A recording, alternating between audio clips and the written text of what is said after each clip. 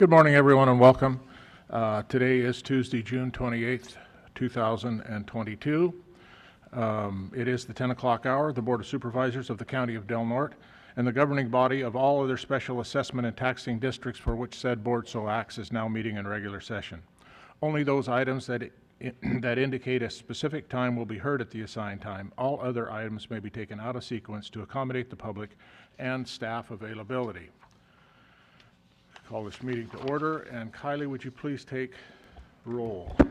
Supervisor Starkey? I'm here. Supervisor Short? Here. Supervisor Maston? Here. Chair Hemmingson? Here. I'll make note that Supervisor Howard is absent. Thank you. At this time, we're going to take a moment of reflection.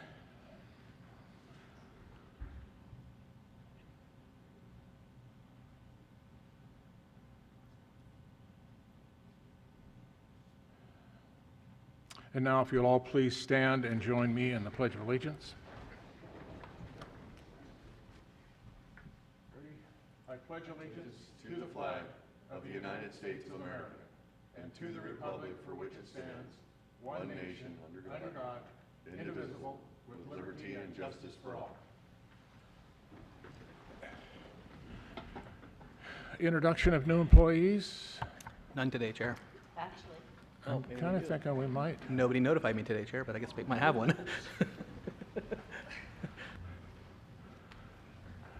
Welcome, Sheriff Scott. Thank you. Well, we're really proud. You guys know how hard it is to hire employees nowadays, so we've got two and more in the works. But Great. this is Michael Jameson. He comes to us from Lake County, and he's a new deputy. He's working in the courts right now, learning that process, and then we'll get him in the field training program and out on patrol. So he's happy to be here and giving him a big welcome. He was able to find housing fairly easy, which is, believe it or not, Wow. it happened. Great. So. Well, we're happy to have him. Welcome. Yes, welcome. Welcome. And we have Priscilla Torres. She's from Delano Police Department. She has some experience from Delano. She came up, she's dispatching for us. She's learning our process and our system, which isn't a whole lot, but we're happy to have her, and this is Priscilla. Priscilla, welcome. All right, well, thank you very much. You bet. Thank you. Any other new employees? Should I wait to say? I don't. I don't think so. All right, we had no closed session, so nothing to report. At this time, I would request any deletions, corrections, or additions from board members to the agenda. In order to add an item to the agenda, the matter must have come to the attention of the county subsequent to the posting of the agenda, and the matter requires action before the next regular meeting of the Board of Supervisors. Are there any such items or corrections? Seeing none, we'll move on. Okay, at this point, we're going to move on to brief reports from supervisors, and we're going to start with Supervisor Maston. Okay. Just 1 second, sorry. I wasn't expecting to be first. So I attended the Senator McGuire's event at the fire hall, and I was happy to hear of his reports, but I think the thing that struck me the most was it is our time. And so when I met with the senator later that day, one of the things that I did say to him was, it is our time. It's Del Norte County's time.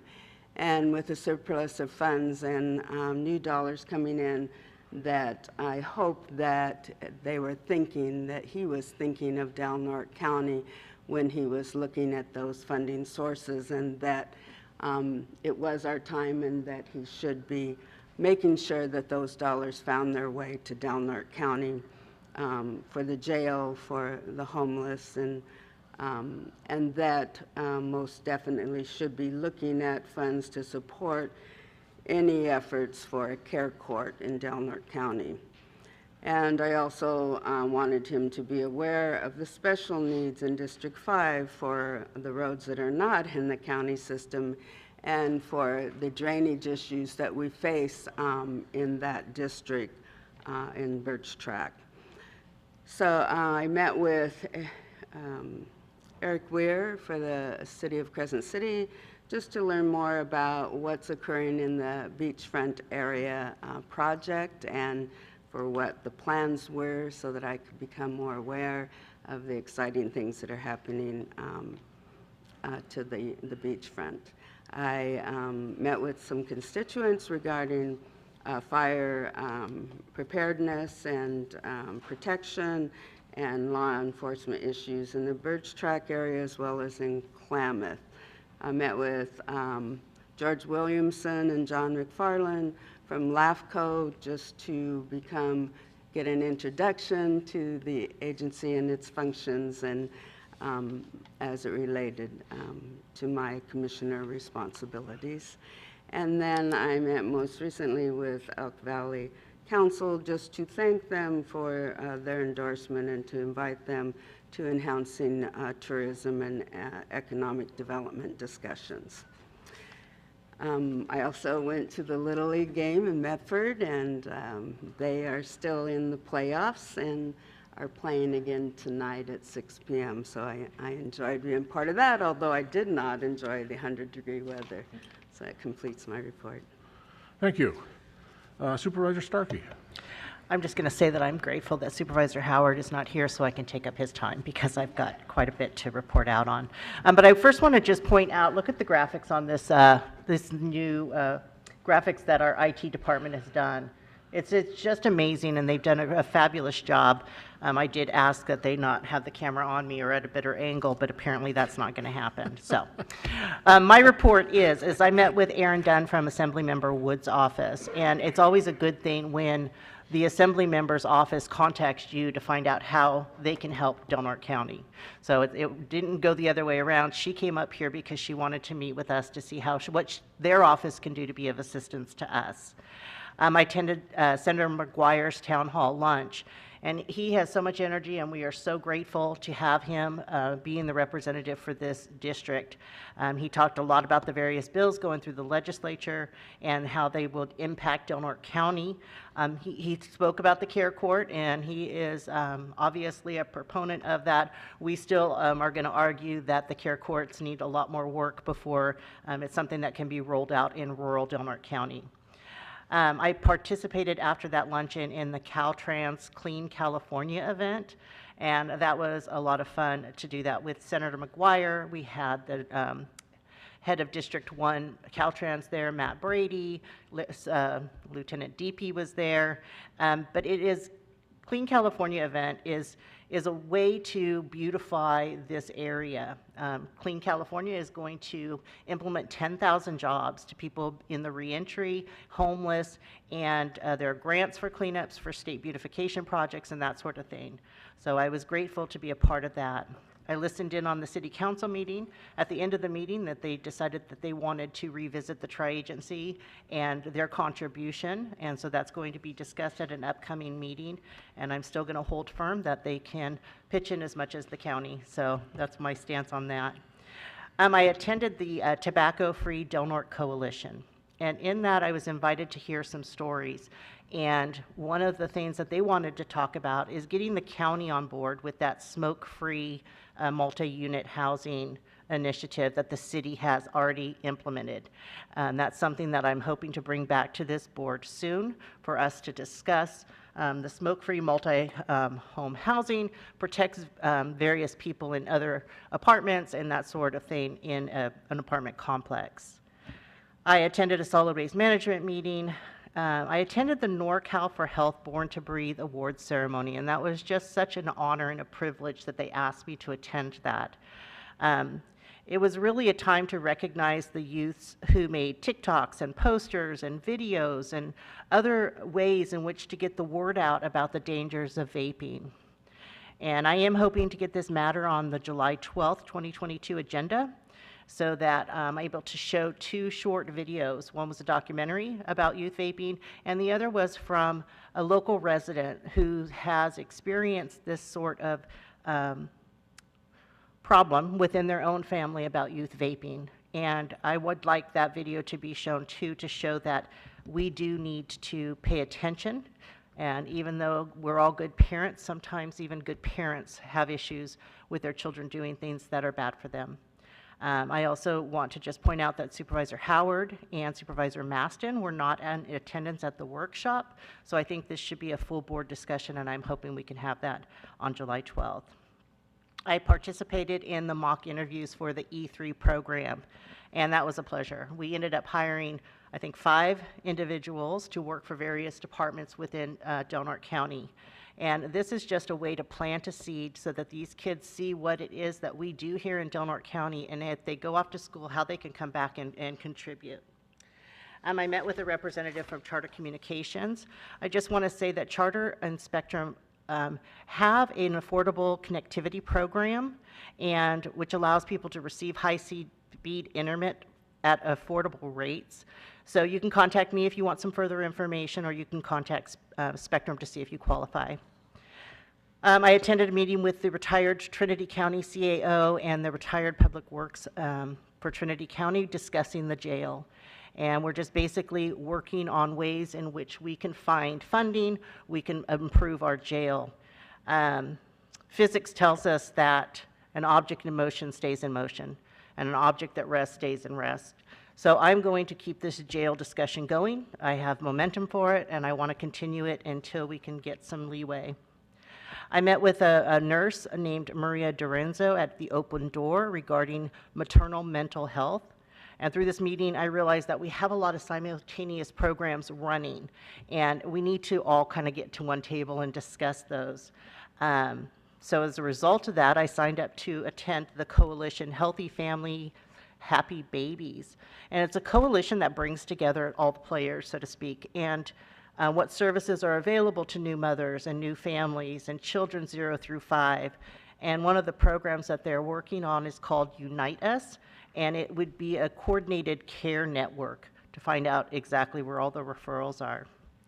I continue to work on the ad hoc for the exclusive operating agreement. I believe that we are going to be able to discuss this item publicly on the July 26th meeting. So we're wrapping up our ad hoc committee findings.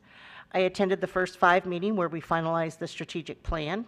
First 5 is identifying certain focuses and goals that they want to meet in the next 5 years. One of us is getting that Unite Us program up and running. I attended the local Chamber of Commerce board meeting. I attended yesterday, and it was very interesting, and I'd hoped that the sheriff could make it there, but I'm going to see if you can't meet with me soon, Sheriff Scott. It's a workshop that was put on by Jermaine Brubaker, and it was discussion about harm reduction and medication-assisted treatment, and how that plays a role into it. Medicated assisted treatment is mostly for those people that are addicted to opioids and heroin and that sort of thing, and how you need the medication to kind of taper you down and taper you off.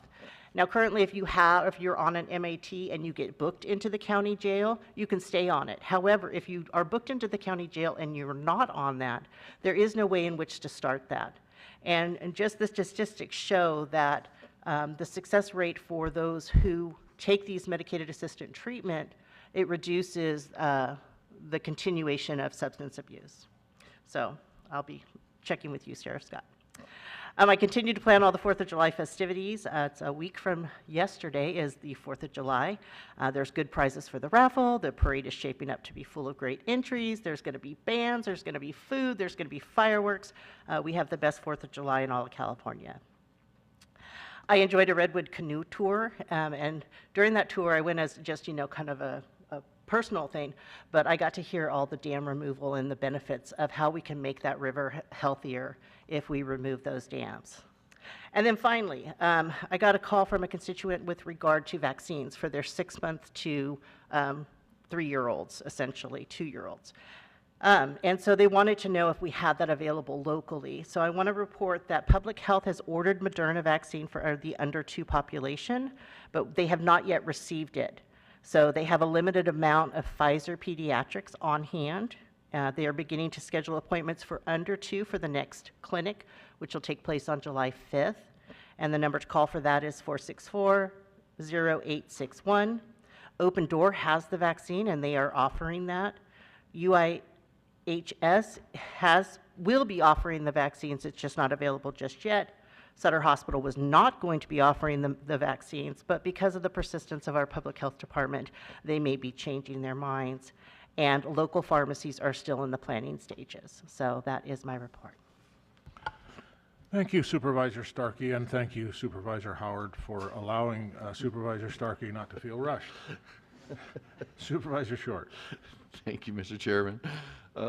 Since our last meeting, I met with Charlene Mazie from Delaware Mission Possible to discuss her struggles with grant administration and some legislative problems having to do with homelessness. Attended a celebration of Fire Chief Bill Gillespie's last day as Fire Chief. Certainly sorry to see him go, kind of bittersweet. Last picture I saw on Facebook was him in Hawaii with a cocktail in his hand, so I hope he's enjoying his retirement. Met with Senator McGuire on 2 occasions during his visit to town. It's always a pleasure to meet with the senator. We talked about a lot of things, including our jail and homelessness and some possible solutions to those big items. Met with Daphne Cortez-Lambert from Delaware Mission Possible and talked about ways to mitigate blight in the Union Street, Powerline Road area. The county has cleaned up that area in the past, and it was very expensive for the county, so they're going to find ways to mitigate that problem. Attended a future facilities meeting with Chair Hemmingson. I participated in the CASA golf tournament fundraiser. Had a lot of fun. It was a great event. Christine Sleddy and her CASA team did a great job of coordinating that, and I'm sure they were successful in raising funds to support the kids who need our help the most. And I'm also pretty sure that my team probably got the high score. So anyway, we had a great time. I listened in on the city council meeting, and I also attended a solid waste management meeting, and glad to see that Supervisor Starkey could finally make it to a meeting of solid waste. Just a little jab there is kind of a joke. But that's it for me. Just had to give it to Supervisor Starkey a little bit there. Right on. Thank you, Supervisor. I wasn't at the last meeting, so I didn't report out for the times prior to that meeting, so I've got a few things on here, but I'm going to be very brief. A lot of the things were already covered. I did attend the Memorial Day services at the cemetery.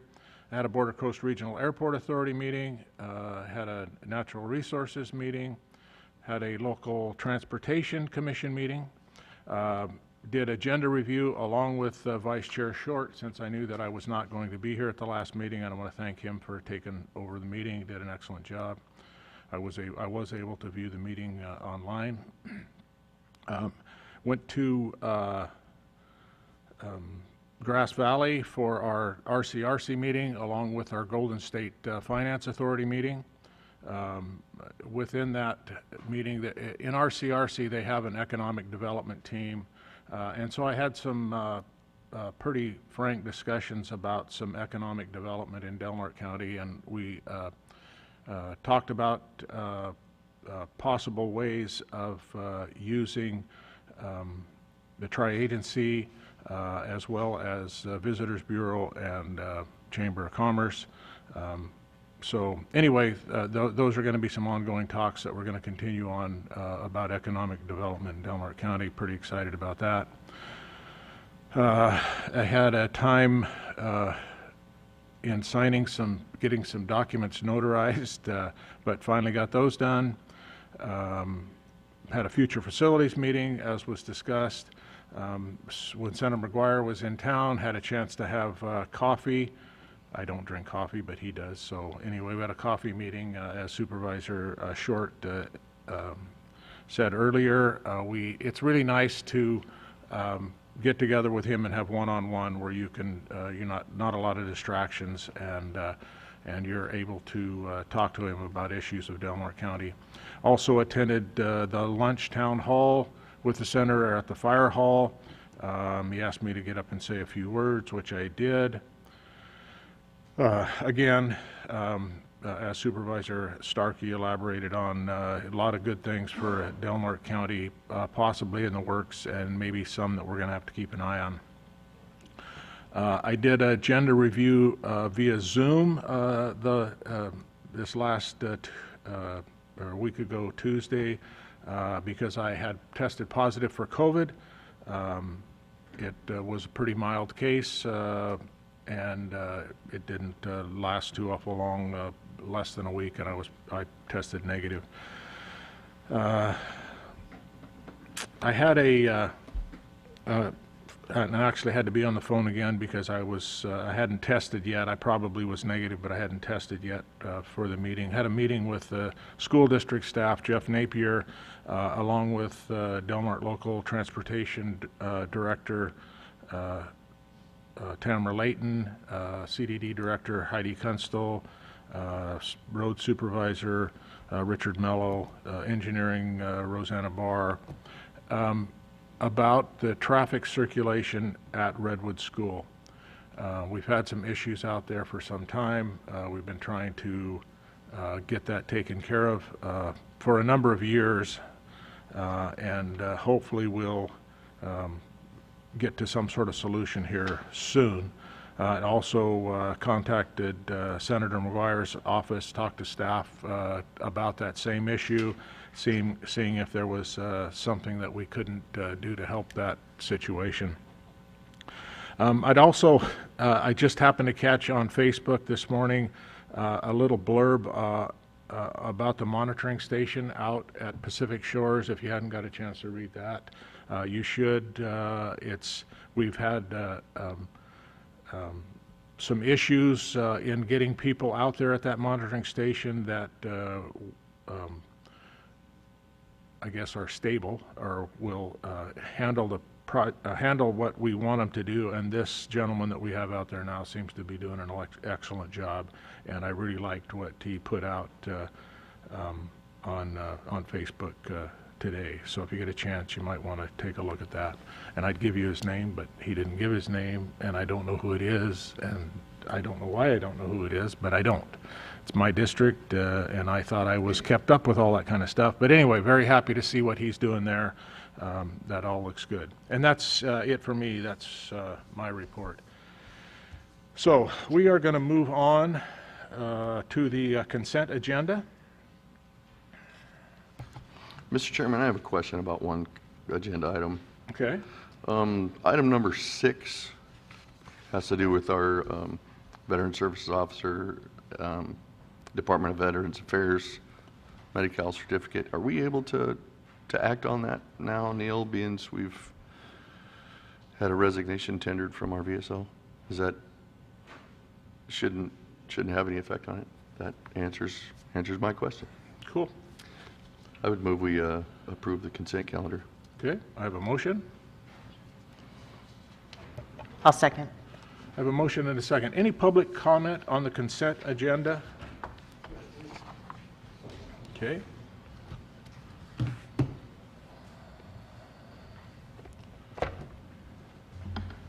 Good morning. Morning.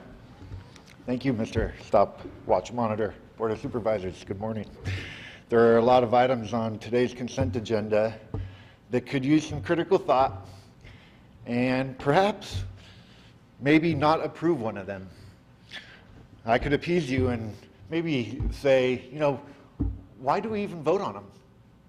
You have never not approved one. Why even waste our time in going through this motion? Everything is rubber stamped, yes. Why do it? Today you have how many items? 16, I don't know. I'll talk until you probably cut me off. But, I'll focus on line item number 10. The report with Department of Health and Human Services, Mental Health Services Act. 17 questions or comments I have. So I would appreciate it if you would let me finish my 17 topics.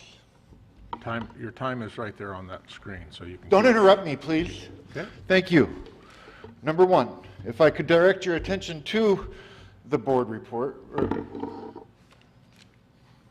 Number 1, you see that there is a spot for approving, and there's an alternative. You can't say no. Financing always says there's no financing. Interesting. Why is there a geography report in the mental health report? Consumer, it talks about consumer. Who is the consumer? Are they patients? Let's call them what they are. Did funding increase or decrease on page 13? It doesn't say. It says both, really. I commented via Zoom February 10th, but my comments aren't in here. Other comments are in here. How come you censored my comments? This is a really poor survey. Oh my gosh. Did you guys see the survey? Yeah, I'm sure you did. First, the two blues, straight or queer. Can we differentiate, please? They're both blue. Interesting, too. 92% of those surveyed are employees of Del Norte. You guys might want to check that out.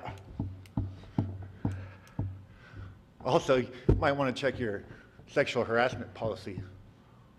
Why are you talking about sex at work? 92% are employees of Del Norte. Next graph, what? 16 people were surveyed? So 14 of them were county workers. Need to wrap it up. Let's see, what number am I on? Number 7. Yeah, 16 people were surveyed. Number 8, there is a couple numbers of people you might have helped. 102 people. If DHHS employs 200, that's 2 people for every person you've helped. Thank you, Brandon. Number 9, the goal to increase enrollment, to encourage more clients. Mr. Bieber, your Number time, 10, achievements. your time has Achievements, expired. grow the number of clients, grew the number of clients. Cooking classes, you're economizing bad people's, or not bad people, I'm sorry, you're economizing bad people's bad fortune. And it's not right. You're Thank you. making it Thank you, systematic. Mr. Bieber. Number 11, more unexplained outcomes with only words, no data, no numbers. Reach for success. Thank you. It gives us something Thank about you, the Mr. school. Bieber. What Could you school? turn his Where mic has off, school please? attendance increased? Number 13, Coastal Connection closed for Please take a seat, Mr. Bieber. Please take a seat. program closed. No visitors allowed. Still funded, but no services. Number 15. I would need another 3 minutes to get on the record, sir. Please, Mr. Bieber, would you please sit down? Number 16, innovation. No projects, and no coincidence that the 3-year plan has no innovation. Number 17, do these expenditures include salaries? Thank you for letting me finish. Thank you. Any other public comment on the consent agenda items? Seeing no public comment, then we'll bring it back to the board. Kylie, would you please poll the vote? Supervisor Maston? Yes. Supervisor Starkey? Yes. Supervisor Short? Yes. Chair Hemmingson? Yes. Okay, we're going to move on to our 10:25 timed item, which is public comment. Members of the public may address the board on matters which are within the jurisdiction of the board. If you're addressing the board regarding a matter listed on the agenda, you may be asked to hold your comments until the board takes up that matter. Please limit your comments to 3 minutes. Is there any public comment?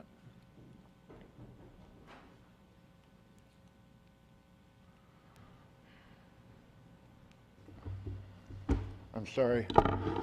Thank you for letting me speak. If I'd have known in November when I called you, I'd be here 7 months later talking about my right of free speech. I would have probably not have called you. It's been disappointing, my interaction with this board and with the county. You say you never threatened to arrest me as recently as Friday, and you're aware that the county has a letterhead. With the letterhead, county letterhead, it threatens to imprison people that don't wear a mask. It's funny that during that time where you threatened to imprison people, the COVID was the worst it's ever been in the county. And yet you can't bring COVID back and put it on an agenda and talk about it. You know, I went to the same church with you. I grew up with your daughter. And yet you just want to limit 3 minutes. You're done. I'm trying to reason with you. You know, and that's another thing. I think I have email conversations going with each of you. So I'm wondering how you correspond with that and how I'm supposed to manage that and how you manage that. Brown Act, I mean, I can understand wanting to get through a meeting with efficiency, but limiting people's free speech, when you have 25 items on a consent agenda, limiting that isn't right. And it's hypocritical. You can pull more than one item, so why is it not the same for us? Why don't you have a time limit on your reports and just the public? We need leaders who lead by example. You know, it should be one rule. If you're going to put a law out there that you're going to arrest people, arrest them. If you're not, be accountable for that. You know, you could move forward. Fire Dr. Stutz would be a good start. He doesn't even live in the county. He's never practiced here. He has no residents probably that he serves. Does anyone go to him as a family practitioner in the county? That should be a requirement. I wish I had something positive to say, but I really don't. Thank you. Any other public comment?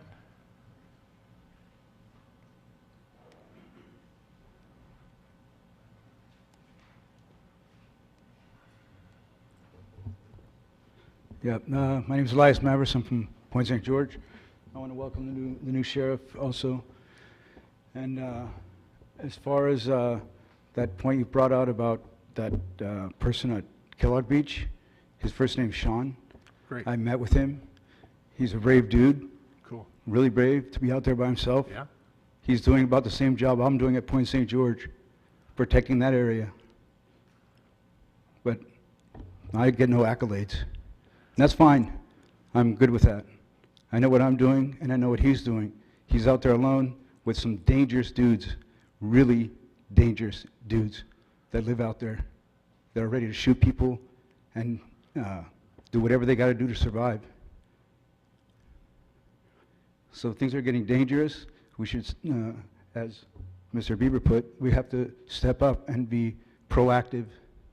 Something's got to change. Thank you. Yeah, and if I haven't said it before, Elias, thank you for what you do out at Point St. George. Appreciate it. Any other public comment? Chair, I have one online. Okay. Linda, you are on. You just need to unmute your mic.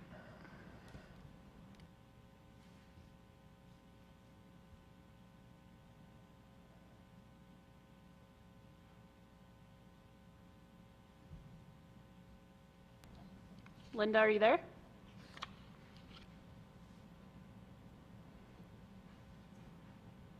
Hello? We can hear you. Thank you. Oh, good. Good morning. I would like to ask that the 4th of July is coming up pretty soon, and that South Beach be taken care of this year. Having 30 plus RVs on both sides of the highway in a 55-mile-an-hour zone is just asking for trouble. I think there's nothing wrong with bringing your cars and your tents down there so people can see each other, but the RVs are, that's an accident waiting to happen, and I don't think that this, anything's been brought up about what you guys plan to do for that beach down there this year, especially with the RV situation. Like it was last year, it was outrageous. I never saw anything like it. So I'd appreciate if, you know, I know it's too late now to even discuss the 4th of July stuff, but I know the sheriff's there, so hopefully he hears my concerns. Thank you. Thank you. Any other public comment, Kylie? I am not seeing any more online, Okay. Chair. Any other public comment here? Okay, seeing none, then I'm going to close the public comment period, and we're going to move on to our 10:30 timed item. Kathy Allen, our district ranger, is she on? She is attending via Zoom. Okay. Kathy? Hi, good morning, everyone. Good morning. Thank you. Nice to see you. Thank you for inviting me to today's meeting. I'm Kathy Allen, the district ranger. I've been the district ranger here on the Smith River NRA permanently since February.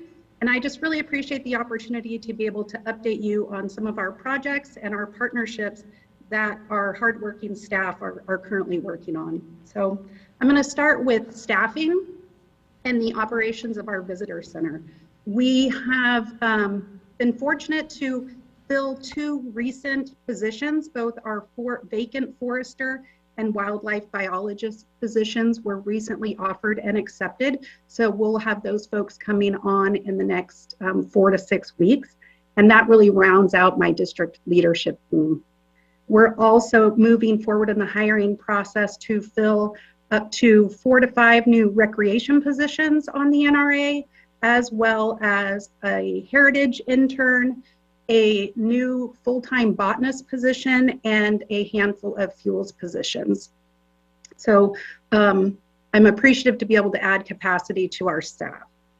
I also wanted to share that we opened the visitor center to walk-in service on May 20th. We're seeing an average of about 30 to 50 visitors, including call-ins daily. The May 20th date also coincided with the date that we opened up our seasonal campgrounds. Moving on, I wanted to provide an update on the Del Norte Resource Advisory Committee. The committee met in December 2021. Project proponents presented to the RAC members, and then the RAC made recommendations to myself as the federal designated official, and I supported those recommendations and gave them to the forest supervisor who approved those. All project recommendations were approved, and we are currently working on getting those agreements in place. We don't have a date set for future RAC funding, although once it is expected and once it is announced, the NRA will solicit for proposals, and submitted proposals would then be reviewed by the Del Norte Resource Advisory Committee.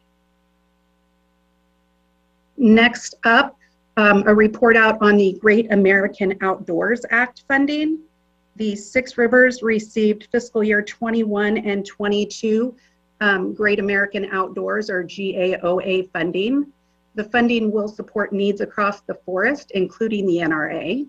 We'll be getting additional funding for FY23, and for FY24, we've already submitted a proposal for funding of trail maintenance, of which approximately $350,000 has been requested.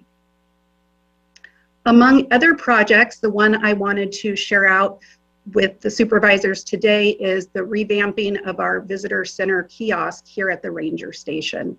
We just received bids for interpretive panel designs, and we are looking at getting the printing done this winter with installation of the new signage anticipated in the spring of 2023. If there are questions on any other projects, I'd be happy to take those as well.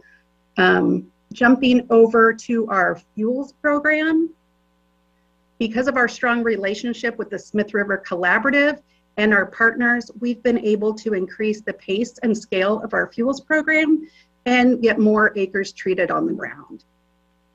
To date, we have completed 540 acres of pile burning and 64 acres of understory burning. Our tribal partners applied for and received 4-year funding for the California Climate Investments funding. And that 4-year funding is close to $4 million. So work is already getting done on the ground because of the success of that grant application. I wanted to share two of those projects that we're currently working on. The first is the Elk Camp Fuel Break. It is a maintenance project where we are thinning and hand piling 225 acres. And that contract was bid on and awarded, and that work is happening up on the hill now, and that's just behind the Gasky community.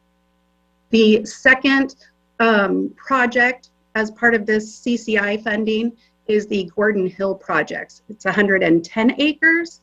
It's a fuels reduction project to protect the Camp 6 communication site, and that is a thinning and chipping project.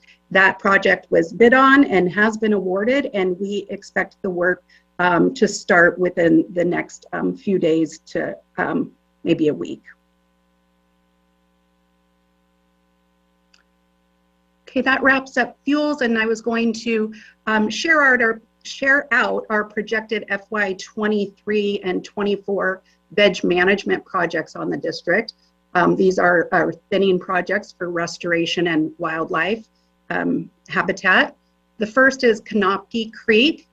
We are entering into a supplemental project agreement with the National Wild Turkey Federation to take over stewardship of that agreement, and that will likely be executed in October, and as an FY23 project, roughly 4 million board feet. The second, and a year out for fiscal year 24, is the Rowdy Divide project, and that is roughly 3 million board feet and includes treating and thinning timber acres, fuels treatments, and including 2,000 acres of Jeffrey Mine meadow restoration for wildlife habitat. That wraps up the project implementation, and now I wanted to move in and report out on fire suppression staffing and the 2022 fire season. In May, I participated in 3 community wildfire preparedness and planning meetings in partnership with Supervisor Chris Howard, the Del Norte Fire Safe Council, and the Smith River Alliance. So we were able to engage with community members in and around Gasky and the Big Flat communities. So our resources have been onboarded. They have been training and preparing for fire season. They have completed and passed all of their readiness reviews. And we currently have resources that have already been dispatched, and we're supporting forests that fire season started early. We've currently got an engine off district as well as our 20-person hotshot crew. And that brings me to staffing. We have been successful at staffing most of our modules. We have a 20-person interagency Smith River hotshot crew. We have 2 engine modules that are 5-day effective, and 3 fire prevention patrols and 1 fire lookout. I'm going to pause there. That's end of my report unless there are questions for me or the district. Great, thank you, Kathy. I'm going to open it up for supervisors. Questions? Supervisor Maston, anything short? Starkey? Public, any questions from the public?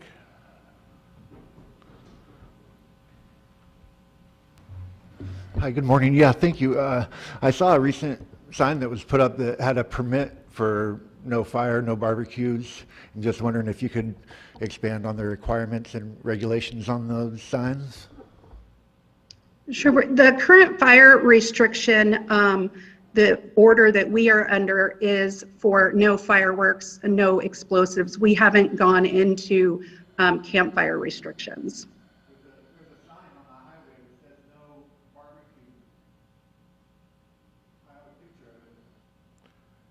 of it. Is that put out by the Forest Service or is that CAL FIRE? It's in Del Norte County, Smith River, not far from that. Okay. Anyway, Kathy, if you're still there, I am. Okay, I was curious about the recreation positions. Do we have a recreation position now that's filled? So we do have our recreation program manager. Our recreation specialist position recently was vacated. So that is one of the positions we are looking to fill. We also do currently have an encumbered permanent rec tech intern, and 2 temporary employees. Okay, great, thank you. You bet. That pretty well does it for me. Thanks for the update. I appreciate your time. Likewise, thank you all. Take care. Okay, hang on just a second. I've got one more question. Okay. What was her name, Kathy? Kathy. Yeah, hello, Kathy. I'm again at Point St. George, and I have a YouTube channel. It's PSG Surfer M at YouTube, and you can see people out at Point St. George lighting what they call sky candles or sky lanterns. You know, before earthquakes and tsunamis out of Point St. George, the most thing that we fear out there is fire. We have well water out there, and by the time you guys get there, it's too late. So our worst fear is fire, and you can see that on my YouTube channel. It's another dangerous area. Thanks for your comment, Elias. Thank you. Is there anything else? Okay, Kathy, thanks again. Appreciate all your time. Thank you. You all have a nice day. You too. Okay, so we're going to move on to our 10:45 timed item, which we have our very stealthy Greg Burns, I see in the audience from Thorn Run Partners, is going to give us a federal legislative policy update. I actually get to see Greg in person. That's kind of cool. Yeah, it is. He looks better on TV. I'm going to pretend that I have selective hearing and... Oh, I'm sorry, was my microphone on? I guess I could say the same thing about there you as go. well, if you like. Yeah.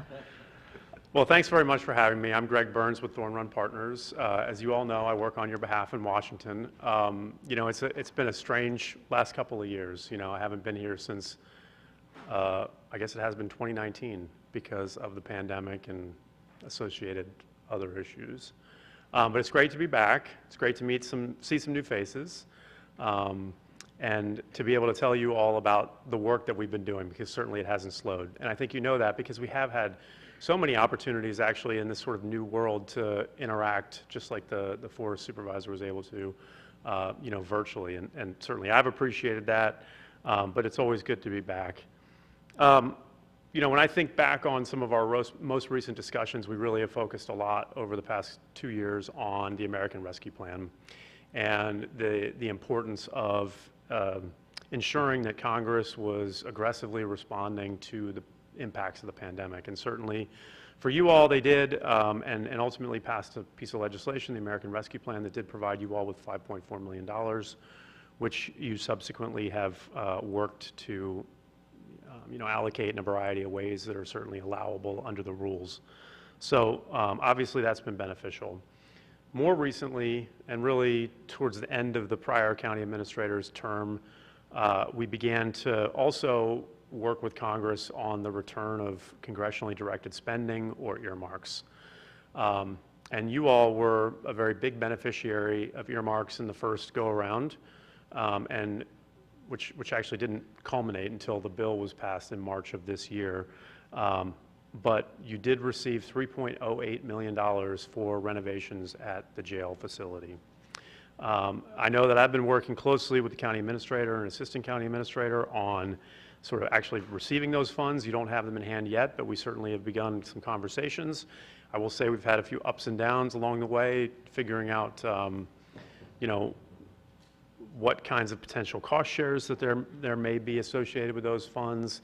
And I think we're happy to collectively report that it looks like it should be relatively unencumbered and provide you all with about as much flexibility as you can for that jail renovation as as can be true with any federal funding, because there's always strings attached, but there were some other limitations that we were concerned about that don't seem to still be an issue, so we're happy about that.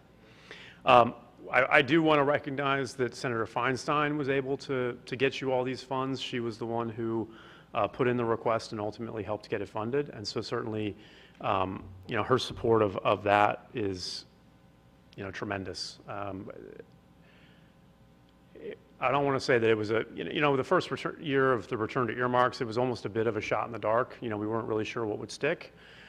We put forward the best effort that we could. The county had already made grant applications in prior years to the state, so we had some material that was kind of ready to go. This was all kind of very fast-paced. There wasn't a lot of time to analyze a lot of other opportunities or come up with other ideas, so we took what we thought was the best approach. And, you know, I'm really appreciative, and I know that you all are as well, that Senator Feinstein, you know, did decide to take that up and make it a priority and did ultimately get it funded. So we're very pleased with that.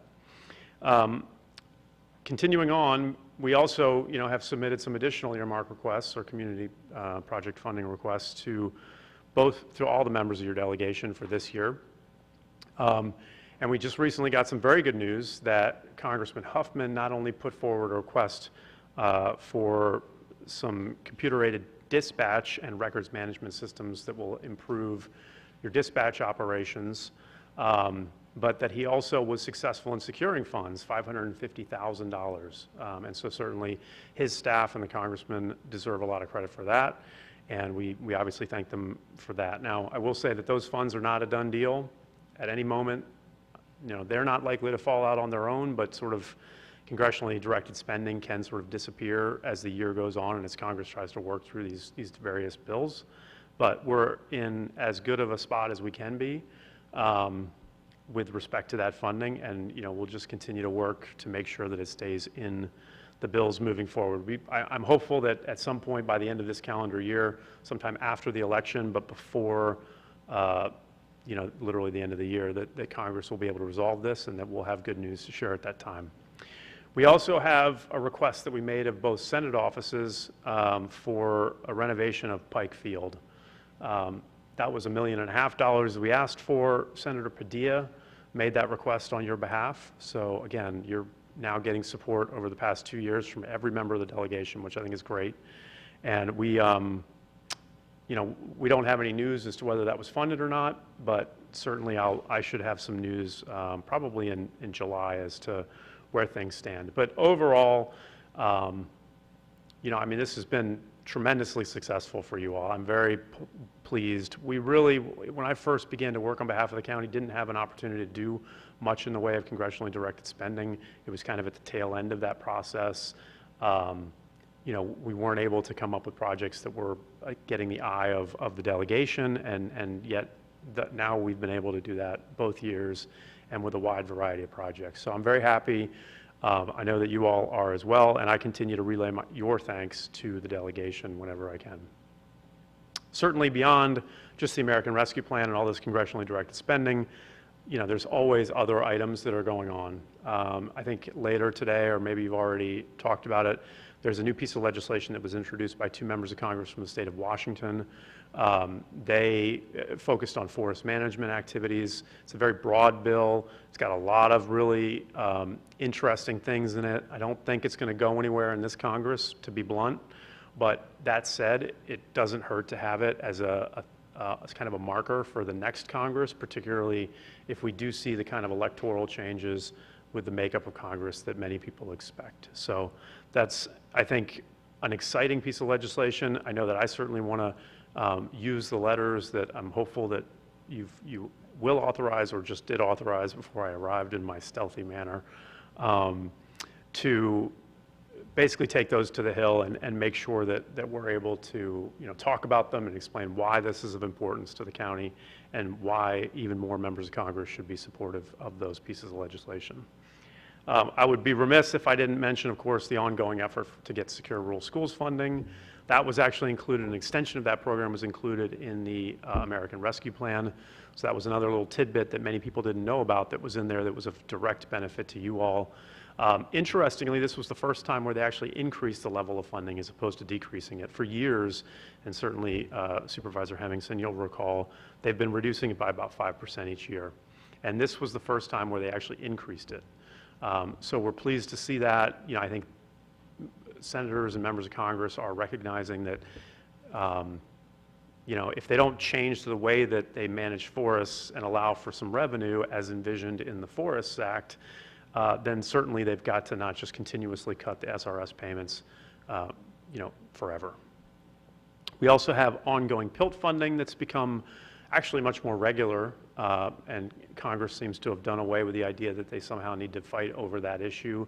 It's become a relatively automatic level of funding every year, and it does keep up with the sort of authorized amounts that they're supposed to match. So certainly, you know, that is a positive, you know, ongoing development. Doesn't mean it'll occur like that forever, but certainly, you know, that is something. You know, the other item that certainly I can never leave your chambers without mentioning is last chance grade. I had the, I wanted to say pleasure, but that's really not the right word, of driving through last chance grade yesterday. And I was describing this situation to my wife who was with me, and, you know, telling her about all of the federal funding that's gone in to maintain this roadway over the years and how it continuously just begins to slip and slip and slip. And, you know, I will note that that's not the only one-way spot, though, along 101 anymore. There's definitely a new one that I don't think I had noticed before. In fact, there might be two new ones, because I think one is related to a bridge construction project, which seems a little bit more normal. And that may have been down in Humboldt, but there was definitely another one too that I hadn't remembered. So again, another reason why it's great for me to be here, because I can go back and actually explain to people with firsthand knowledge that these are the kinds of impediments that you all face on a daily basis, and that we have to really try to rectify long term. I think everybody up here knows that last chance grade is not going to be fixed tomorrow. It's going to still take a long time. But I think things are continuing to move in the right direction, and I know that Congressman Huffman and certainly your senators remain very engaged. You know, I will note that Congressman Peter DeFazio is retiring. He's the congressman to the north in Oregon who has been the chair for the last several years of a very important transportation-related committee. Obviously, he's retiring. That'll be a disappointment. It certainly also won't help you know, future efforts at the airport, for instance, because of the fact that that's a joint powers authority with participation from Southern Oregon. But, you know, we'll make do and we'll continue to push forward and have progress. We also went out on 199 early this morning and did a quick hike with my wife, and again, noticing all of the construction occurring there in the national park area. And I think, if I recall, you know, I know that I sent an article to your staff with respect to, at one point, 199 was closed because I think a truck had overturned and was, like, you know, spilling asphalt or something into the river. And yet, at almost the same time, I feel like there had been a redwood that had fallen across 101 at some, you know, somewhere. So again, these are terrible things that happen to you, but they actually are really helpful for me to use as a way to highlight the importance of, you know, these road projects, or whether it be the Essential Air Service, which provides such a critical link to the community, or a variety of other initiatives. So thank you for allowing me to be here. Thank you for the opportunity to be here, and I'd love to answer any questions anybody may have. And just thanks again. You bet. Thank you, Greg. Any questions? Susan? Any thoughts about the Infrastructure Act dollars? So that is one item that I didn't mention that is, I appreciate you bringing up. It certainly is a significant accomplishment of this Congress. I will note that it's a 5-year bill. And so you may be thinking, well, why aren't we hearing more about, you know, money that's coming out, or why aren't we seeing any of this funding? It is meant to be a long-term bill. This is not sort of, for those of you that remember the Obama-era stimulus bill, which was known as ARA back in the day. That was a bill that was all about getting as much money out and trying to sort of stimulate the economy.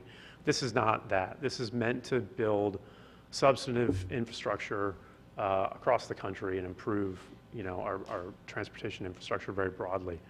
I note that it's a 5-year bill because we've already talked a little bit with your staff about some of the opportunities that might be most applicable for your region, but they will be annual opportunities that occur for several years. So I think there's a chance for us to work with regional partners and others to develop some projects that might be competitive. This bill does include a number of set-asides for rural areas in particular that many past sort of infrastructure and or transportation bills did not do. So again, that's an opportunity, and it's something that we certainly are paying a lot of attention to and do certainly engage with your staff on when there are appropriate opportunities. Great, thanks. Supervisor Starkey? Short? Yeah, Greg, thanks. I really appreciate it. Your accessibility has always been great. Can get a hold of you practically anytime, day or night, and we don't know what it is back there where you are, whether it's day or night. So sometimes I know that's probably a little challenging for you when we don't know what time it is, but really appreciate your accessibility and the things that you've done for us. Thank you. Always happy to help. Great. Thanks. Any public comment on this presentation? Oh, why not? I'm just wondering if the money is guaranteed, if we're going to get that, and do we have to reimburse it? Comment, please, to the board. And thank you for the help. We could definitely use it. The county's definitely unique. The state has imposed a lot of the things that make it difficult for the jail to, function. So it's good to have those resources. We need more of them. So thank you for getting that and taking the time for our community. Thank you. Any other public comment?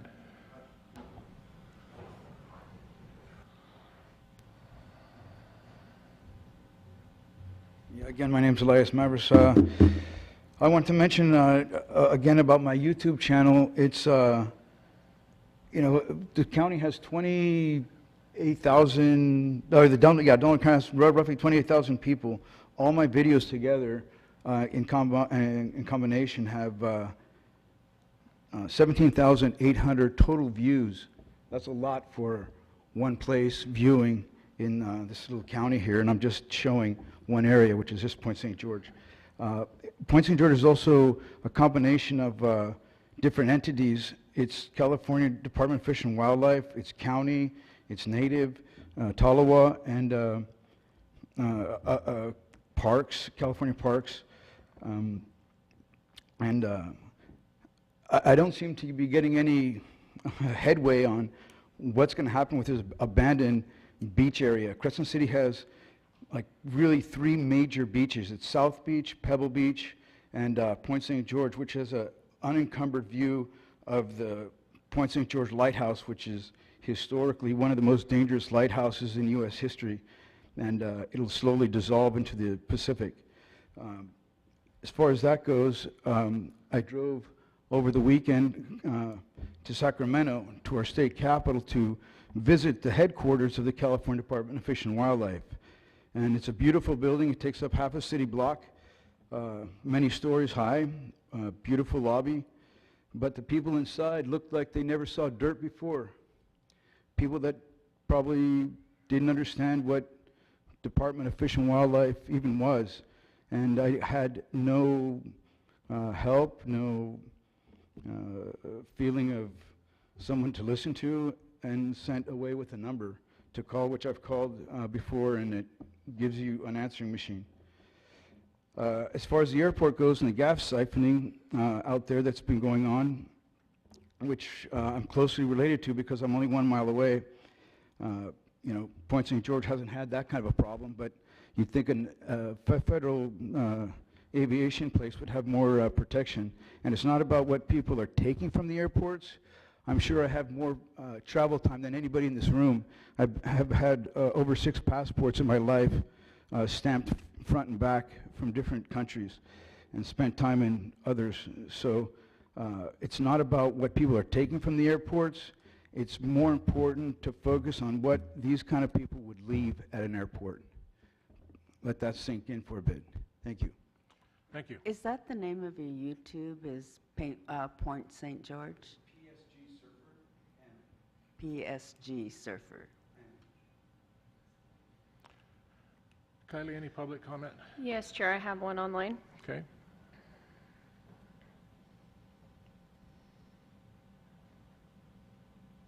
Linda, you are on. You just need to unmute your mic. Good morning. This was in regards to the presentation of Mr. Burns. You know, I know you all are trying to work your darndest in Washington for the US 101 highway to be fixed permanently, but 50 years is pretty long, and I don't imagine I'll see it in my lifetime. So somebody needs to do something else because it's not working, and that's all I have to say. Thank you. Thank you. Any other public comment? Chair, I have none online. Okay. All right. Thanks again, Greg. Appreciate it. We're going to move on to our 11 a.m. timed item, which is a Measure R Oversight Committee report presented by David Jones.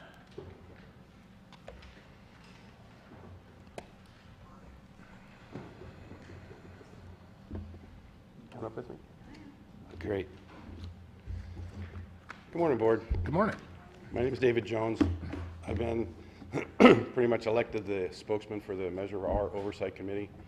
And I want to read our report because we felt in the level of transparency for the Measure R Committee that we should read the report instead of just handing you the report. And I'd like to go through it right now. Sure. All right. I would like to start with the summary. The Measure R Oversight Committee has held several meetings over the past fiscal year. We have monitored the revenue that has been generated up to this point. We have also monitored the expenditures to the departments listed below. These include formal requests for accounting from these departments. These reports were provided and included in this report. This report is a culmination of our meetings and reviews of these reports. Under discussion and classification, number one, during the fiscal year being reviewed, were all Measure R funds spent on virtual local services as described in the ballot question for Measure R? The answer is yes. Measure R funds have been spent in the following areas. The Sheriff's Department. Salary increases for sheriff's deputies to narrow the salary disparities with other agencies to reduce our mitigation of training department staff. Addition of a dispatch person. This will provide adequate staffing and coverage so staff may utilize their vacation days, etc. An addition of a records clerk. Prior to addition, there was only one records clerk, reducing the timelines of services due to the workload. And there are salary increases for jail staff to narrow salary discrepancies, with other agencies to reduce mitigation of trained jail staff. The Probation Department. Salary increases for the staff to reduce pay disparities with similar sized counties. Currently, the Probation Department has a 37% vacancy. The Veteran Services. The state of California mandates counties provide veteran services. The Veteran Service Office was provided $6,500 to replace secondhand furniture in the fireside room. The District Attorney's Office. Salary increases for District Attorney investigators to decrease the salary disparity, which is some of the lowest in the state of California. The Community Development Department. Excuse me. Code Enforcement. In addition of a excuse me. The addition of a code enforcement officer position was filled on December 4th of 2021. Code enforcement receives approximately 385 new complaints a year. The average caseload for adequate response is 150 cases per year. As you can see, that has doubled with Measure R funds. The Planning Division. The Planning Division has been down one full position since 2010. Prior to filling Filling second position, the workload was prioritized to address current planning, and delays were inevitable due to staffing resources. Can I speak, please? Excuse me, can I speak, please? Thank you. Let me speak. Second, a second planning position has been filled, and they've been exposed to all job responsibilities, excluding the Emergency Operations Center. Timeframes for reviewing and processing of department applications, shorter periods of time for responses to requests for information, positioning to take advantage of grant opportunities have been improved since the second planner was hired. Office of Emergency Services, an addition of one position. Prior to Measure R, there was only funding for one position, which stretched resources to the breaking point during the COVID pandemic. The Department of Agriculture, the addition of an animal control supervisor and salary increase for current animal control position to decrease pay disparity with similar counties, increase retention and quality of applicants. Del Norte County is the only county in California to rely on the Agricultural Commissioner to provide direct supervision of animal control services. The addition of an animal control supervisor raised the staffing level to 3. Measure R funds have also been used to replace garage doors on the main garage building, which prior to being replaced were a safety hazard to employees and had prevented the use of vehicles due to the malfunction prior to the replacement. The position was filled, and the supervisor has their new job duties and their position. 2, if Measure R funds were not spent on vital local services, what were they spent on? Answer is the Measure R committee did not identify any misrepresenting or misuse of R funds. Question 3, was any Measure R funding used to supplant or displace another funding source in any department budget? Measure R funds are not added to the general fund and are a separate fund. The Measure R committee, as well as the public, has access to the budget items in Del Norte County via the county website. The Measure R committee receives the most current financial statements listing funds available and what the funds have been spent and where. The Measure R committee has requested that random audits be completed on departments and or funds spent and provided to the committee for review. We have not identified any funds were supplant or displaced to any other funds resource in any budget. And that's the end of our report. Do you have any questions? Thank you, David. Any questions from supervisors?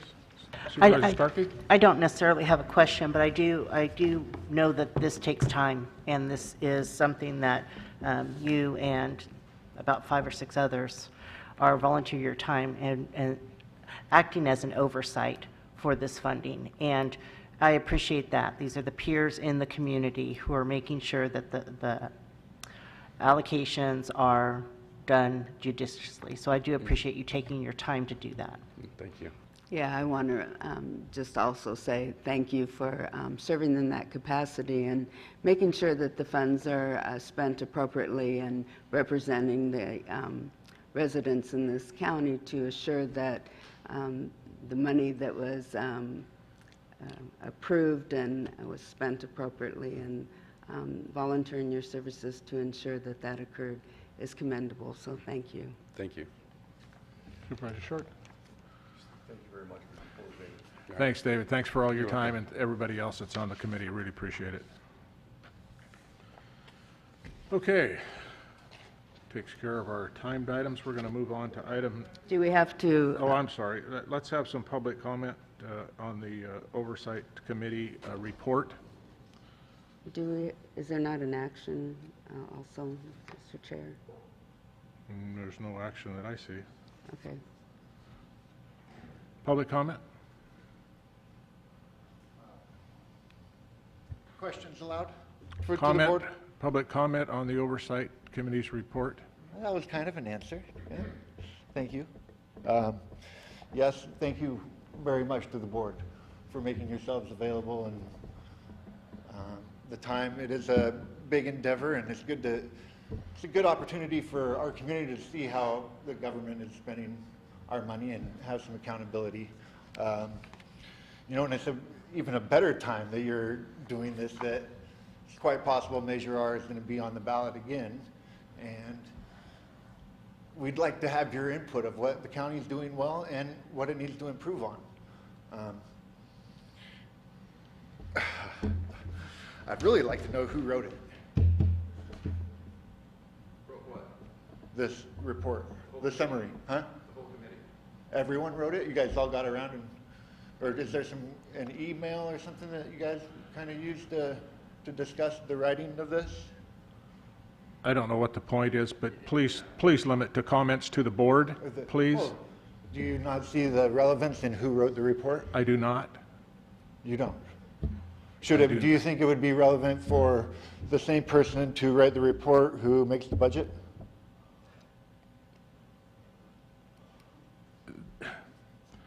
I don't want to get into a back and forth with Of you, course Brandon. not. Just Of course you don't. just do a comment. Would you just do your comment? I was wondering if they knew about the $3 million federal dollars being provided to the county for the jail. It has nothing to do with their report. I was also wondering how you allocate funds. It must be nice to have all these buckets of cash that you can pay things with. But what should have happened, since it was emergency money, is that the initial investment should have went to emergency money. And instead of giving the county salary increases, those additional funds should have went to more emergency services, because we've been deficient in that. So to say that you're not using funds that would have otherwise been Measure R is silly. I mean, you were able to give raises because of Measure R money. Or you should be doubling up the services for emergency services. Thank you. Any other public comment? Chair, I have one online. Okay.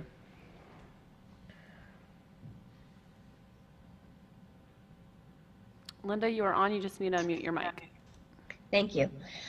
I'm sorry, but that report was, that was not all right for me. I'm glad that you folks felt that it was sufficient. But first off, I would like to say that Measure R money does go into the general fund, because when it was placed on the ballot, it had to be passed with 50% plus one voters. If it would have been earmarked for specific reasons, it would have required a 66% vote. So you folks are putting the Measure R money into the general fund. Additionally, whenever you get up and read the report, you told us $6,500 went to the veterans, but you sure the heck didn't explain how much went into the other categories. And that's what I want to know, because that tells the story. So as far as I'm concerned, this was this report was generic. It had absolutely nothing regarding how much money of the Measure R was spent. And I am extremely disappointed, and I'm going to vote to repeal Measure R. Thank you. Thank you. Any other public comment, Kylie? Okay. I don't have any online, Chair. Thank you. Del Norte County Employees Association, SEIU 10-1 Chapter President. I think if anyone had bothered to actually view the three that I saw, three YouTube videos of the committee's meetings this year. One was done in March, and I think February or March, and then May. But anyway, there were three that I know of. And I did watch them. And quite frankly, this committee worked very hard. I could tell just by the questions that they asked that they were very targeted. They really went, you could tell they really went through the budget report. I'm speaking. They went through that budget report very well. They asked very clear, even far more better questions than I would have asked. But you could tell that they really took their job very seriously. The last meeting that they had, which was, I believe, last month, they did discuss at length how they were going to do this report. And it was actually going to be written by the members themselves, taking into account all the information that they had. And also, as you can see, for those that actually have it, the attachments, which was the remarks from the actual departments impacted. A lot of those departments and a lot of the employees are represented by our union. I cannot speak for SCA, I cannot speak for mid-management. It is for them to come here, their leadership to come here and speak on their members' behalfs in relation to Measure R and this report. But as far as I'm concerned, this was a very well thought out report. It does have justification attached to it. I have to commend the members for what they did, because what I saw during those meetings was were members of this community that took their jobs seriously and doing their due diligence in regards to this resolution. So I do commend them for this. Our union is on record as being totally 110% against the repeal of Measure R. When you ask about making comments about doubling down on emergency services, how in the heck do you propose to do that if there's no staff to do it? You have to have people to perform those services. You can't do it. You can't perform those doubling down of services unless you have staff to do it. And those staff deserve to be well paid and compensated. That's all I have to say. Thank you. Thanks, Norma. Any other public comment? Okay, seeing no other public comment, then we are going to move on to our general government item number 21, which is to approve and authorize the request to purchase 12 new Rhino 10 by 10 by 6 dog kennels for animal services at the request of the Agricultural Commissioner, Director of Animal Services, and recommendation of Future Facilities Goal Committee as presented by the County Administrative Officer, and accept the donation from the Humane Society of Del Norte, Amy Kaufman Fund of $7,500 to assist with the purchase of these new kennels. Yes, thank you, Chair. This item was brought to the Future Facilities Goal Committee on June 17th by the Director of Animal Services. The information that was presented at that meeting is also attached to today's agenda item. The recommendation from the Future Facilities Goal Committee was to bring this item forward to the whole board for approval of the purchase of the new kennels and to accept the donation from the Humane Society Amy Kaufman Fund of $7,500. Perfect. Looking for a motion? Mr. Chairman, I just have a question. Sure. On the third page of the report, I believe it's third page, lines out the expenses for the kennels, the windscreen, the pavers, cubic yards of gravel. But the final amount does not reflect the donation of the $7,500. Seems like to me that our final amount that we would be approving would be $35,506, not the full $43,006. The amount you're approving for the expenditure is actually $42,000. Will be reimbursed from the Humane Society of $7,500, so we'll offset the cost of that. But the total cost of the item will be $42,000 or $43,006. So we'll see a future It's just budget transfer? It's a different transaction. You'll purchase the items which are approved through this item number 21, as well as the budget transfer number 25. And then the reimbursement or the donation will come from the Humane Society that goes directly into revenue. So it's an offset of the cost, but it doesn't reduce the total cost. The cost being paid to the vendor and for the pavers and the setup of the kennels is $43,006. Okay, I mean, I understand that's what the total cost of the project is, and that's how we have to reflect it in the budget. But when will we see that $7,500 reflected? Immediately after the approval of this item and the purchase of it. I thought if I could look at that budget transfer item, it's in the amount of $43,000 as well. Am I wrong on that? No, you're not. It's correct. It's transferring that amount of funds from the capital improvements that were approved earlier in the fiscal year 21-22 budget to the correct operating budget of animal services, so they can purchase those items as well as the kennels, and then the revenue offset will come directly into the animal services budget as well. So that revenue offset will be seen at a different time?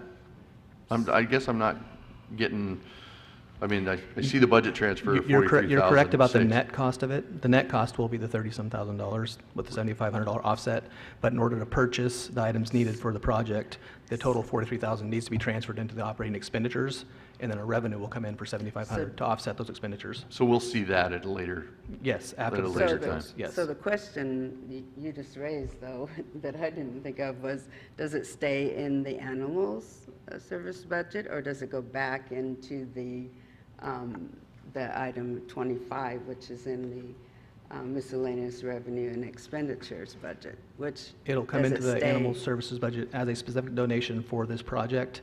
Okay. Both budgets are 101 budgets, which are both general fund. So it's the same fund. It's just different departments. Does that make sense? Well, I get why. it makes sense to me. I just, I guess we will see that $7,500 when it actually shows up.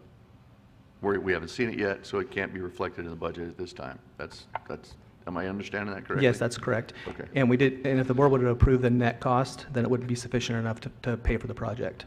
The total amount of the project has to be paid for. Understand.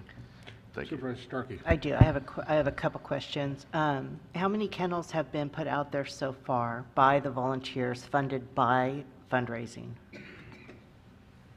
I don't know the total amount. I Supervisor think Starkey. it's about That's what it 10 is. or 12. So pardon me? Okay. My point that I want to make here is that while it's before the board to do an additional 12, this department out there runs and is so successful because of all the volunteers and this community. So I really want to make sure that we keep that in mind, and I'm fully supportive of adding additional 12 to the 12 that they've done. What's not even included in here is that the labor to install all this is all done by volunteers and the people that are out there that care enough about these animals to get this done. So with that, I'll move to approve this item. Thank you. I have a motion, And I will second. and I have a second. Any public comment? Chair, I do online. Okay.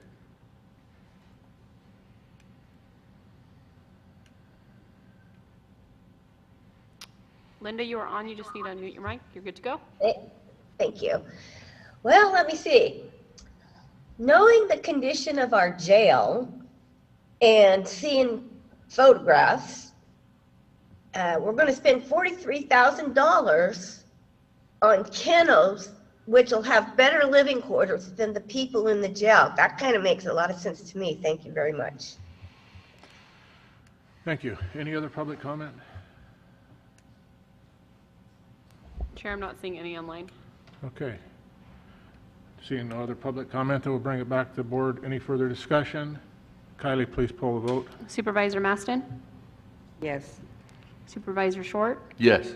Supervisor Starkey? Yes. Chair Hemmingson? Yes.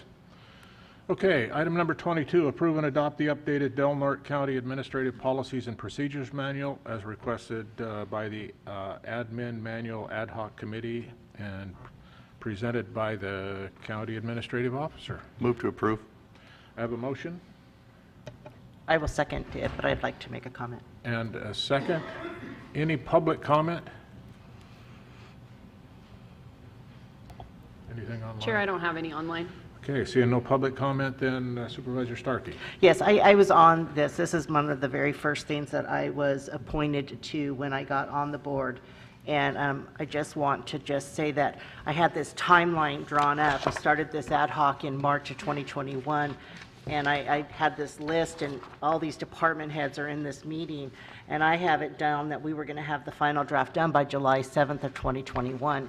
And they didn't laugh in my face, but I'm pretty sure they had some side texts about me about how that doesn't work that way. They're still going on. Yeah, I know, those side texts are still going on. But what I want to do is I do want to say that this was such a collaboration of so many different people. You have really smart, educated people working in this county who are really looking out for the best interests of the community. That is Joel Campbell-Blair, that is Dan McCorkle, Heidi Kunstl, Heather Snow, Clint Schnatt, Sherritt Cron, Eric Goodwin, Neil Lopez, Randy Hooper. We had guest appearances by Whitney Pinkham, Alan Windegravov, and Kylie Goffner. So all of these people combined together brought in information so that we could make a updated administrative manual that made sense. So I just wanted to make sure that all of you know how much I appreciate your time and energy on this, and that I am sorry that I thought we could get this done in 4 months. There you go. I have a comment. Yep. Yeah, I want to acknowledge that there's a lot of work that goes into this, and how much I appreciate that that staff and Supervisor Starkey took the time to update the policies and of this manual, because that takes a lot of effort, and so I really appreciate that. But for me and for the public, it would have been really helpful, and so in the future when we do this, if you could strike out the old language and highlight the new language, that would have been helpful for me, just to be able to see what that was and how you improved it. So for the future, that could be really helpful. Anything else? Not for me. Okay, Kylie, would you please? I have one more, I'm sorry. So I think it's appropriate here. In the budget process, because we are talking about the budget today, it wasn't clear to me when the actual budget hearings occur. It talks about that there will be budget hearings, but it doesn't spell out when those budget hearings occur. And so, and it talks about that we approved today, July, but then there are going to be additions or corrections added through the next several months to the adopted approval of by October 2nd, and that there will be budget hearings during, and those are required. So when do those happen, and how do those happen? Where are you at in the policy manual? It's under the budget process. Isn't there requirements that we do it by a certain date? I mean, all those requirements are all set forth. It is, except for it doesn't specifically say it. It says, which must happen no later, it says, until the adopted budget is approved and adopted by the board, which must happen no later than October 2nd of each year. The Board of Supervisors will have an opportunity to guide any revisions, deductions, or additions over the next few months during the adopted budget process, before and during required budget hearings. Yes, all those timelines are spelled out in the government code in section 29,000 through 29144, called the County Budget Act. And the 14-day public hearing will start usually in the beginning of September and continue for 14 days until the adopted budget is brought to the board at the last meeting in September. Okay, so they happen how? We open them at the, we publicly open them, post them in the paper at the first meeting in September, and so they're open for 14 days, at which time they can be changes by the board or the public if they want to bring anything forward, or departments. Comments? They can be, yes. Yes, there's a guideline for that as well in the government code. But we actually hold meetings and open it up, though? They can be open if requested by a department head or the board. So typically, our actual budget meetings are handled by the budget team with departments, department heads, and fiscal staff. When the public hearings are open, that is the opportunity for the board or a department head to come forward and talk about that publicly. Okay, so we could request that we hold hearings that are open to the public for the budget process? We have to. Okay, great. Okay. Anything else? Kylie, would you please poll the vote? Supervisor Maston? Yes. Supervisor Starkey? Yes. Supervisor Short? Yes. Chair Hemmingson? Yes. Okay, moving on to budget transfers. We have a budget transfer 06-02 in the amount of $253,500 within the miscellaneous revenue expenditure budget unit for the replacement of the county's workers' compensation insurance fund. Number 24, which is budget transfer 06-05 in the amount of $167,770 within the capital improvements budget unit, moving previously budgeted funds from service and supply line within the capital improvements budget to the proper asset line within the capital improvement budget in order to properly track and capitalize the expense for the re-roof project at the Manual Arts Building, and approve and adopt budget transfer 06-07 in the amount of $43,006 within the miscellaneous revenue expenditure asset vehicle budget line and the animal services budget for the purchase of the new outdoor kennels for the animal services. Move to approve the 3 budget transfers. Thank you. Second. I have a motion and a second. Any public comment on these 3 budget transfers? Chair, I'm not seeing any online. Okay. Bringing it back to the board then. Kylie, please poll vote. Supervisor Starkey? Yes. Supervisor Maston? Yes. Supervisor Short? Yes. Chair Hemmingson? Yes. Okay. Moving on to legislative and budget issues. Item 26, approve and authorize the chair to sign a letter of support for H.R. 8091, the fostering opportunities for resources and education spending through timber sales. Mr. Chairman, I'll move we approve and authorize the chair to send that letter of support. Thank you. I'll second. I have a motion and a second. Any public comment? I'm not seeing any online, Chair. Okay, bring it back to the board. Any further discussion? Kylie, please poll the vote. Supervisor Starkey? Yes. Supervisor Maston? Yes. Supervisor Short? Yes. Chair Hemmingson? Yes. Okay, moving on to our final item, number 27. Discuss and take action as necessary to approve the 2022-2023 fiscal year recommended budget as presented by the CAO and the Auditor Controller. To approve the attached position list for establishing, eliminating, reclassifying, salary range adjustments and budget and the title changes, and authorize Human Resources to revise the county staffing chart as necessary as requested by the CAO and the Auditor Controller, which is an attachment A. 3, approve Measure R funding for newly established county grant writer position. 4, direct the budget team to continue to review and analyze each departmental budget to identify all available expenditure saving options and to realize all revenue available.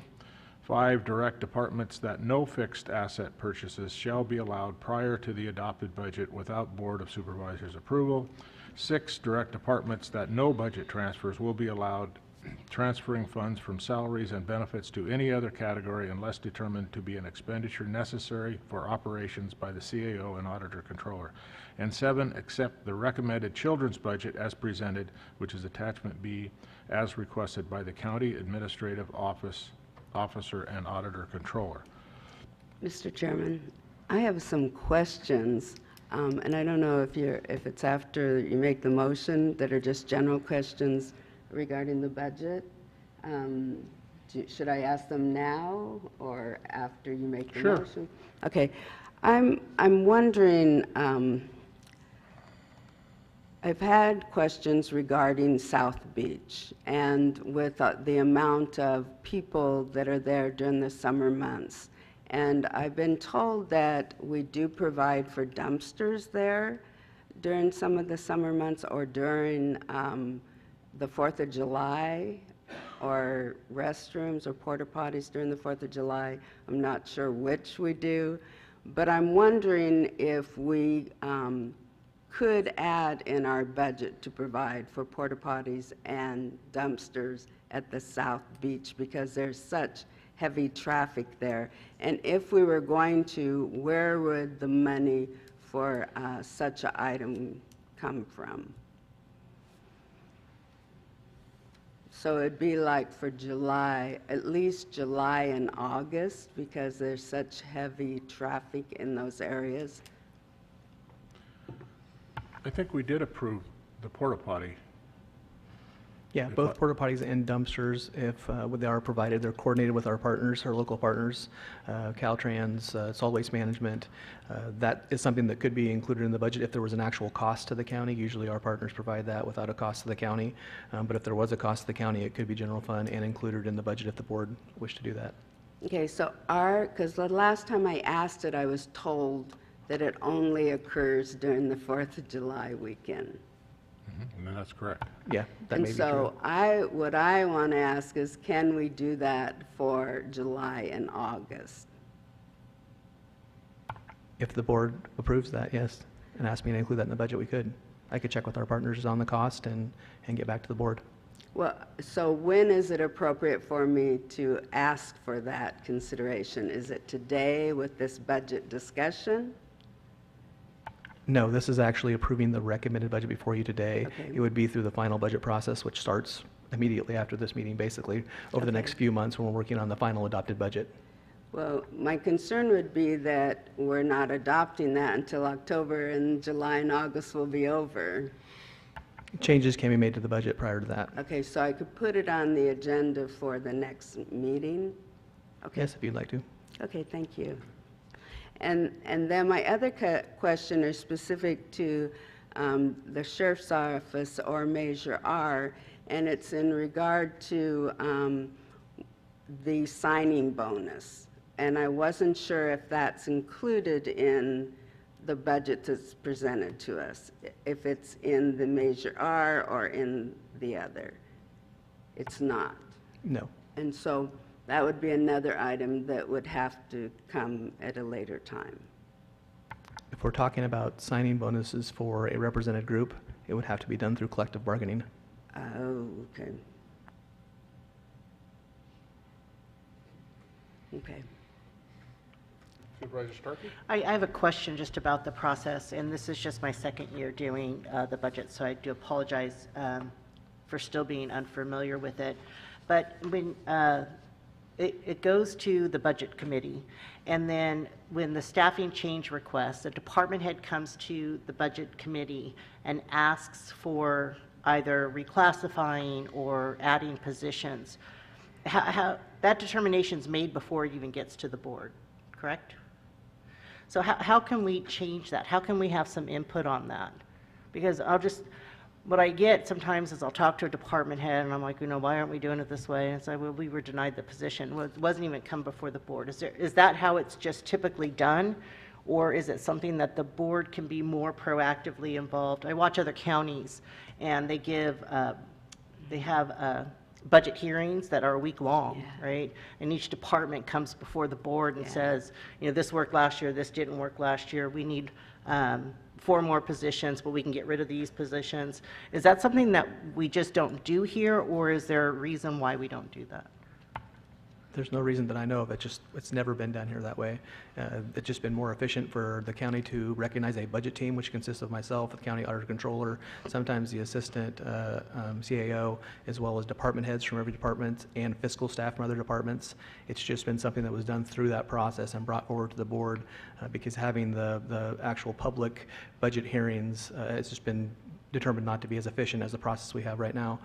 It's not something that could not be changed going forward. And as far as the staffing changes are concerned, it's always been part of the process as well that the department will bring it forward with a justification for their recommendation or their request. And we look at it from all different sides of things as far as services being provided as well as funding that's available for those requests. And then it's brought forward to the board like that as part of the recommended budget. It is also something that could be separated out and brought to the board separately if the board chose to have that done that way. Yeah, I guess for me, and I'm totally, understand how it's always been. But for me, especially where you're going to have a pretty much brand new board next year after our seasoned, he's got 11 meetings left, folks. Who's counting? He's not counting. But is that I would love to either, eat through the budget process or at some point just have a state of the department. And I know we do that during their annual reviews, but just to kind of stand and tell us so that it's very transparent and that we can hear, like, they're going to need a little bit more help here or that, they can cut back here. I just would like to see something like that going forward. It doesn't have to be this process or this today, and we don't have to solve it today, but I just would like to be more active in the decision-making on that. Actually, Mr. Chairman, that is one thing that I had discussions when I first came on board with Neil, and so I'm glad that you brought that up, Supervisor Starkey, because I personally have been through budget hearing processes, and we have always done it in the way where the department heads came forward to the elected body and presented their budgets and went through their staffing requests, and including the raises or whatever else, changes, amendments to their budgets that they wanted. And then we were informed on, you know, their ending budgets and their requests for their new year. And I actually think it helps for us to appreciate their budgets and gives the public a better idea and more transparency and understanding of the budgets.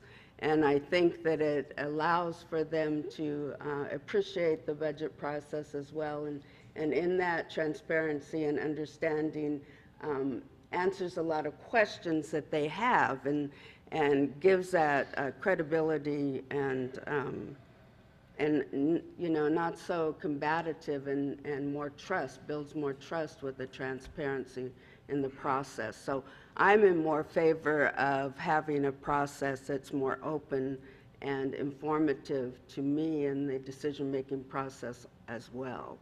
And so I support that, that hearing process. Yeah, I've got a different look on it totally.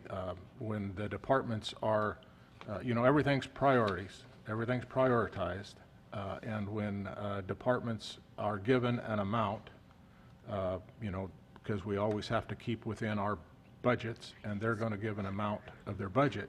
And if they don't add a staff person, that's because it doesn't meet their highest priority. This is my take on it. Now, if they need more money, then I think they should make a request to the board if they can't get that through the budget committee. But as far as going into micromanaging how many pencils are going to be allowed and how many rolls of toilet paper, and you get down to minutia and you start doing that between 5 board members up here, and you're going to have chaos. And I think it's done much better at the department head level, and dealing with that department head. If you think they need more, if they think they need more staff, then go that direction rather than having a hearing and trying to micromanage every department head's position and their priority. I just have a different view on it, and I'm got 11 meetings left, so you know, I'm kind of a short-termer. It's not me, but I think as you look into it long-term in the process, and I have no problem with transparency, and I think we are transparent, and we bring this all forward, and it all comes out, and you can go through the budget line by line if you want, and see the way things go. But anyway, that's my 2 cents worth. And I understand that new people want to do things different ways, and it really just, Mr. Chairman, so that the public that's listening in and the people here, that process isn't time consuming. It was the hearing process before the elected body took us a day to go through all the department heads, and they do work up and submit their budget to the administrator team. So it's the same process, but then they bring it through with the department head and go through the budget with the elected body. So it's not this long drawn out process. They still go through their budget process. I guess I don't know who they is, and I don't know who they are. Oh, I'm just talking about department heads and a process. The department head would still meet with, you know, the team. They would go through a budget, and then they would bring it to the Board of Supervisors. We would go through the department head's budget here, and then we would, you know, have interaction with the department head and basically kind of approve the budget at that time, and then through the process of a hearing, everyone would get an opportunity to have, hear and go through the budget. So it's just an opportunity to go through it by, line item, and it's not a long, drawn-out process. It's not time-consuming. I guess I'm not feeling the difference. Yeah. I think that's kind of what we do. I mean, the budget's presented to us by department. I don't know. Anyway, Supervisor Short? Mr. Chairman, I just have a question, totally unrelated to the conversation at hand as far as the budget goes. Maybe the CAO or assistant could just answer a quick question on the bottom of page 755 of our agenda packet. It talks about PILT funds. Excuse me, Sir. Darren, just, you need a break? Okay. Well, let's, in the sense of keeping everybody comfortable, let's take about a 5-minute break. We'll come back at 11:55.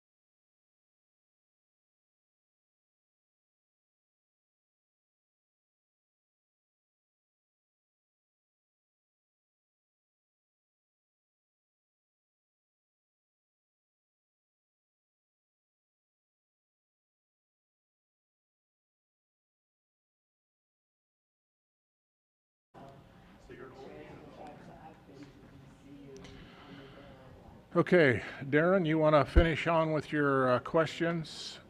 Yeah, it was just more of a, sorry, it's more of a curiosity question than anything. At the base of page 755 and the beginning of 756, it says the estimated amount owed from the state for payment in lieu of property taxes is $679,519, and it doesn't get budgeted in, is what it appears. And I was just wondering how we can have some success at getting the state to pay their arrears. Is there anything to be done? Yeah, it's been a topic of discussion for a lot of years now, as you can tell, because of the past due amount that's owed from the state.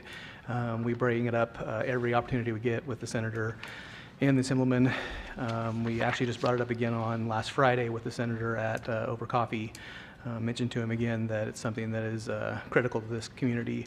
$700,000 doesn't seem like a lot to a lot of budgets across the state, but to us it's significant. And so we continue our efforts. It's in our legislative platform. And I also reached out after coffee with the senator and sent it to his staff as well. That topic was included. Very good. I guess that's all we can do. If the state doesn't want to pay us, I guess that's what we get. All right, thank you for the answer. And we do actually record it as a receivable due from the state, if I'm correct. Is that correct, Clint? Yep, that's correct. Thank you very much. Appreciate the answer. Okay, any other questions? I just have one more, I'm sorry. Supervisor Starkey. Thank you. Under the American Rescue Plan Act, we have the priorities. Are we not going to prioritize having nonprofits apply for those fundings? I don't see that on here.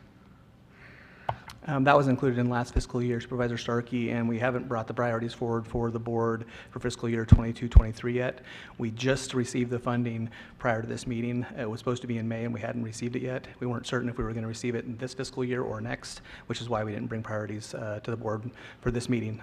It'll be brought up shortly through the actual final adopted budget process. Once we have the funding received, once we know how the general fund balance looks and whether or not we have a balanced budget, then we'll put together a priority list from a recommendation from the budget team and bring it to the board for discussion and approval. Okay, thank you. Yeah, we got a ways to go. Okay, so I'm looking for a motion to approve the recommended budget. So moved. I'll second. A motion and a second. Any public comment? Chair, I have one online. Okay.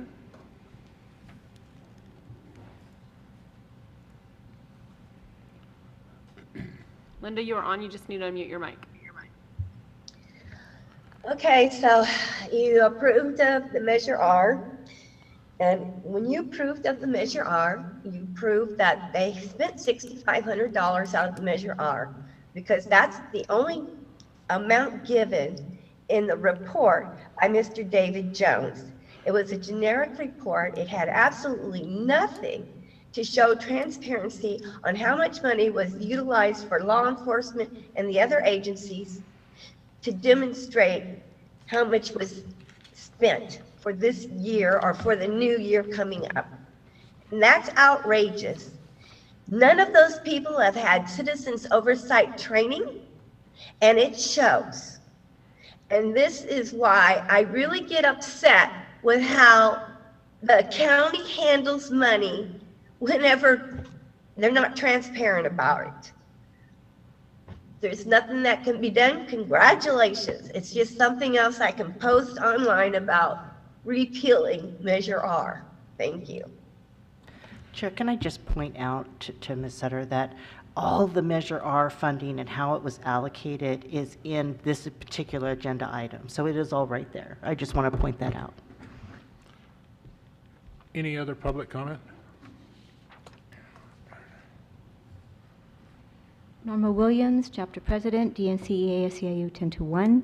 I just want to kind of mention and note to Supervisor Starkey and Maston that when it does come to the budget, especially to Attachment A, I know I'm very familiar with the budget process, been doing this for a long, long time. But when it does come to attachment A, the union is notified about that, usually prior to or as attachment A is being developed. So the union does actually have some input in regards to attachment A. If there's any reclassifications, any positions that are being deleted, usually because they're being they're vacant. If there's any reclassifications, any new positions, any changes in salary in terms of ranges and steps, the union is apprised of that. Our executive board then does take the time to review it. We do then forward a lot of questions to both HR and the CAO in relations to it. So just to keep that in mind when you're wanting to have this open kind of meeting, transparent type of situation, keep in mind that the union does play a part in this as well. Thank you. Thank you. Any other public comment? Supervisor Hemmington, if I could, I just wanted to make sure that under the establishment of the welfare fraud investigator position, it's one position being requested. The Director of Health and Human Services pointed out to me just now that there's not a number attached to that, and it is one position. Okay, thank you. Oh, I did have a question on that position. I was wondering how many welfare fraud cases that we have in a given year. We don't know that. It's above 600. Is it? Yeah. Okay. Yeah, it's well over 600 that we were working on. All right, because that was my question, because I was wondering to justify this new position, so that's good to know. Thank you. Thanks, And actually, it's not a completely new position. It's new to Health and Human Services. It used to be an allocation under the Sheriff's Office. Yeah. And the Sheriff and the Director have met and talked about that, and they thought it was better suited to be located under the Health and Human Services umbrella. Cool. Okay, if there's anything else from board members, Kylie, would you please poll a vote? Supervisor Maston? Yes. Supervisor Starkey? Yes. Supervisor Short? Yes. Chair Hemmingson? Yes. Did we catch everything, Kylie? Yes, we are good. Right on. Okay, at this time I will adjourn this meeting. Our next meeting was July 12th.